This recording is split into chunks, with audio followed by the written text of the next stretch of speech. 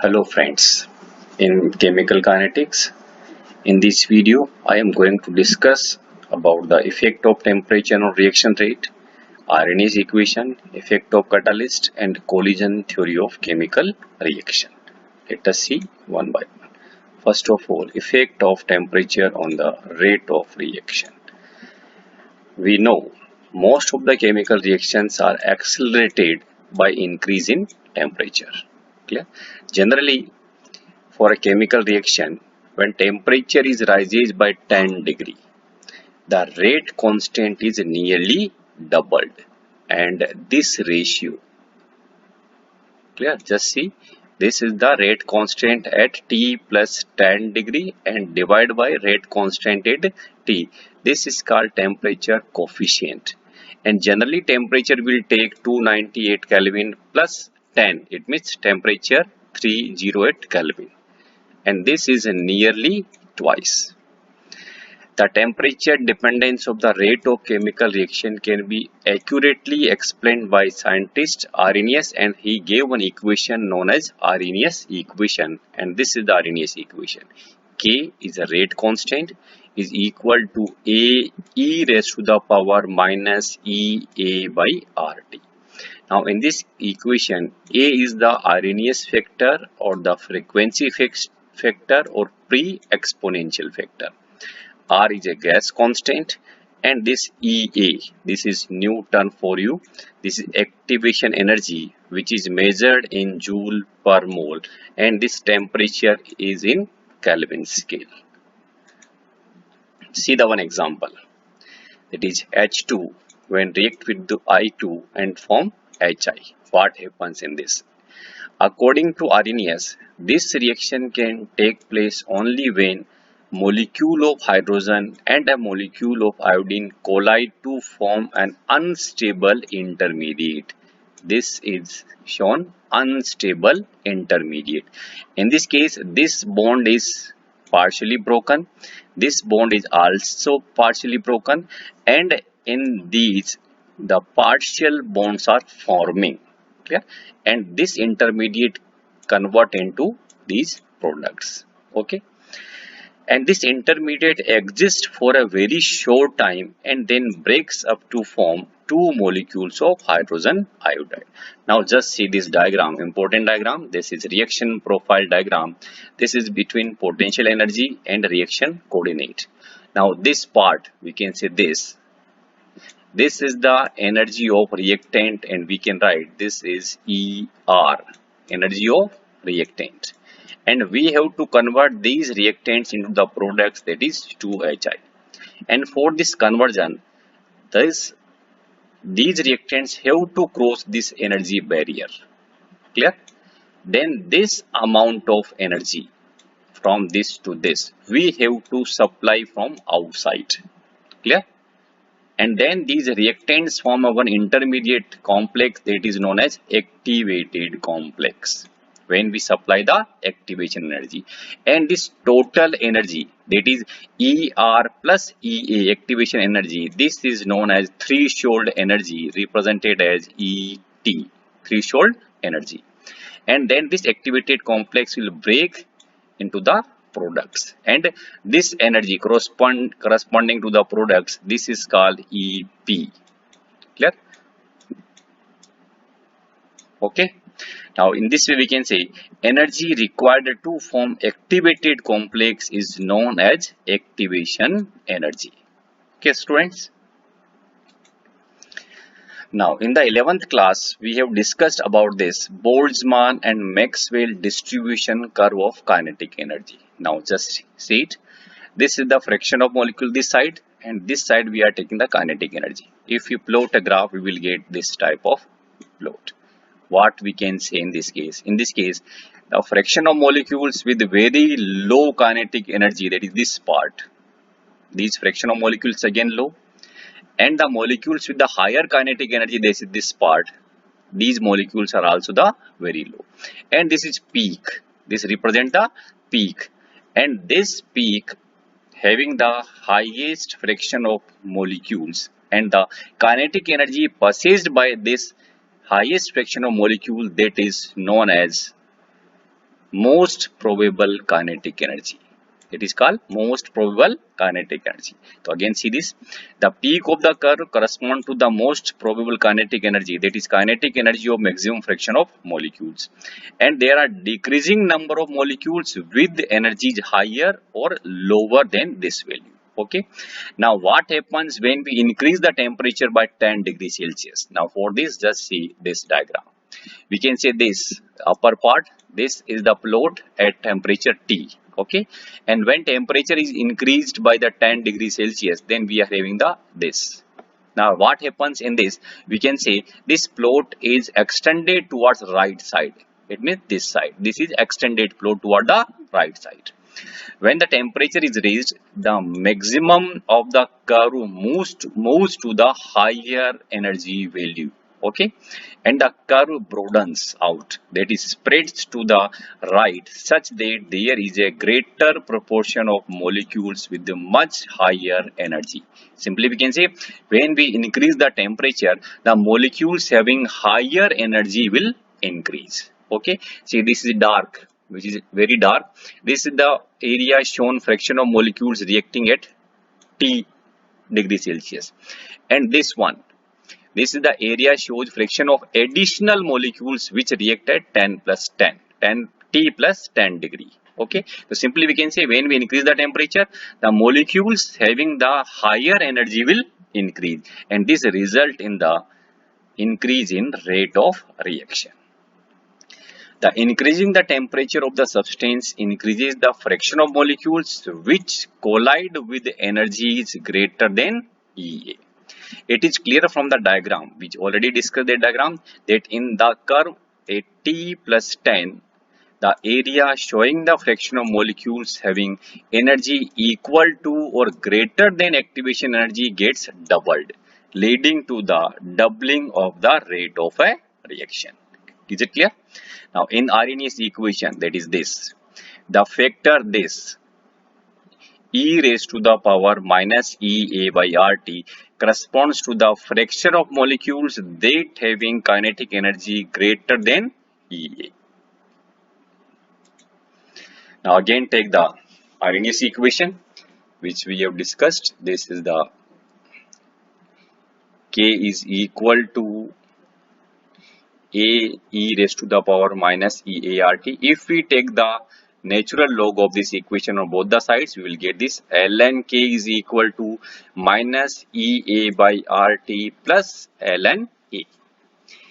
If we plot, again this is the equation of straight line, y is equal to mx plus c. This A is the natural log. If we take the anti-log of this, okay, we will get this one. Okay, now in this case, if this is the equation of straight line, if you plot a graph between ln k, clear, ln k versus 1 by t, we will get this is a one straight line with negative slope, and this is slope is equal to minus EA by R, and this intercept, that is this up to from this to this is ln A. Okay, this you have to remember, slope is equal to minus EA by R and intercept is equal to ln A. Now again, if same equation, if we take at the two temperatures, suppose the temperature is T1, then we can write ln K1 is equal to minus EA by RT1 plus ln A.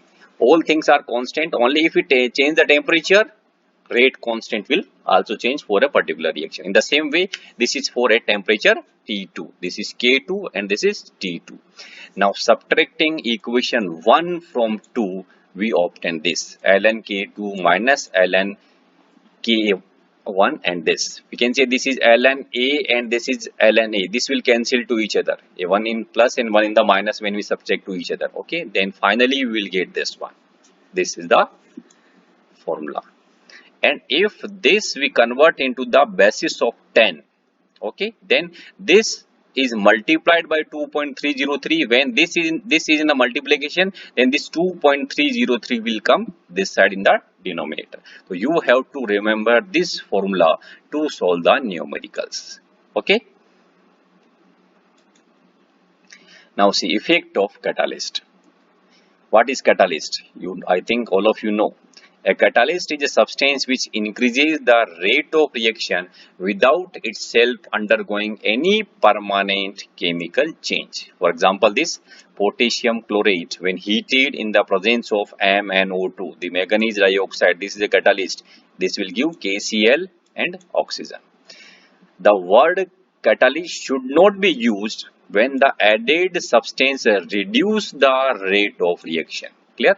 The substance is then called inhibitor. Simply, catalyst we use only when rate of reaction is increases.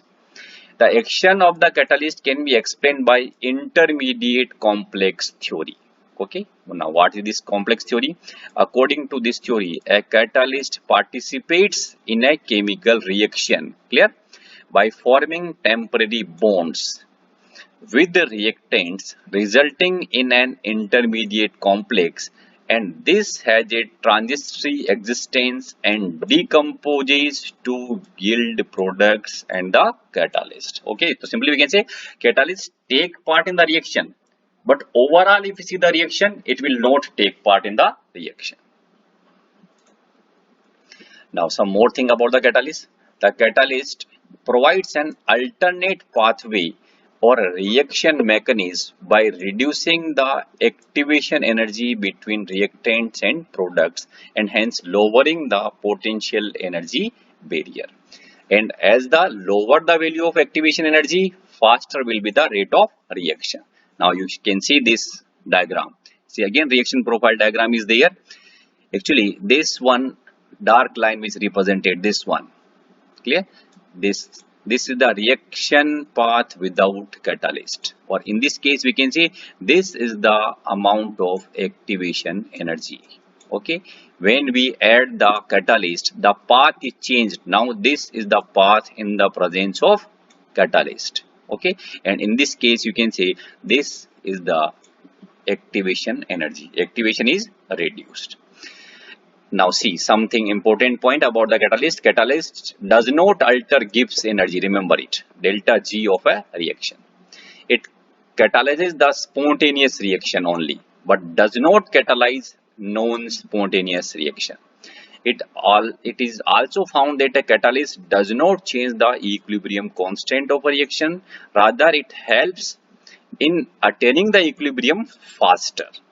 That is, it catalyzes the forward as well as the backward reactions to the same extent, so that the equilibrium state remains same but it reached earlier. This is the effect of catalyst. Now next theory and last topic of this chapter is collision theory of chemical reactions.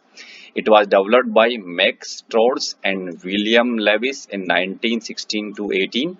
It is based on the kinetic theory of gases.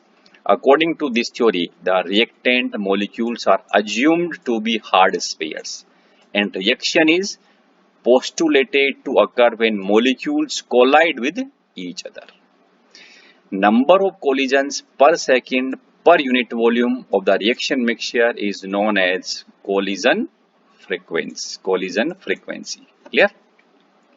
Now in this case we can say this is another factor which affects the rate of chemical reaction is activation energy. If we see this one bimolecular reaction, then for this we can write rate is equal to, according to this collision theory, rate is equal to ZAB e raised to the power minus EA by RT, where this ZAB represent the collision frequency of reactants A and B, and this term, this is the fraction of molecules with energies equal to or greater than EA. Now if we compare the Arrhenius equation with this, we can say that is A of the Arrhenius equation is related with ZAB. Okay. All collisions do not lead to the formation of products. The collisions in which molecules collide with sufficient kinetic energy, that is known as the threshold energy, clear, and have proper orientation, leads to the formation of product. Okay, and these collisions are known as the effective collisions. To have effective collisions, two things are necessary. First thing is they must have the sufficient kinetic energy, and second thing is molecules must be properly oriented. Okay. Now this what is the threshold energy? We already discussed that threshold energy is the activation energy plus energy possessed by the reacting molecules. Now what is this proper orientation? Now just see this example. This is CH3Br plus OH minus converting into CH3OH plus Br minus. You can say this reaction like this. This OH have to attack on this Br. Okay. Now two situations are there. In the first situation, this OH is attacking from this side. Okay. This is improper orientation. No products will be formed. But in this we can say this OH is attacking from this side. Okay, then this H is replaced by the OH. This OH is there, and this is attack not replacing, sorry. This H will attack on this side, and this Br is replaced. Okay, and we will get this final product. So this is the meaning of proper orientation. The proper orientation of reacting molecules lead to bond formation, whereas improper orientation makes them simply bounce back and no products are formed. Now see, to account for effective collision, we add the another factor that is called P. This is called probability or steric factor is introduced. It takes into account the fact that in a collision, molecules must be properly oriented. Now that this equation can be written, now we have to consider both. That is orientation factor and this is collision factor. This is the equation for rate of reaction according to collision theory. In collision theory, activation energy and proper orientation of the molecules together determine the criteria for an effective collision and hence the rate of a chemical reaction.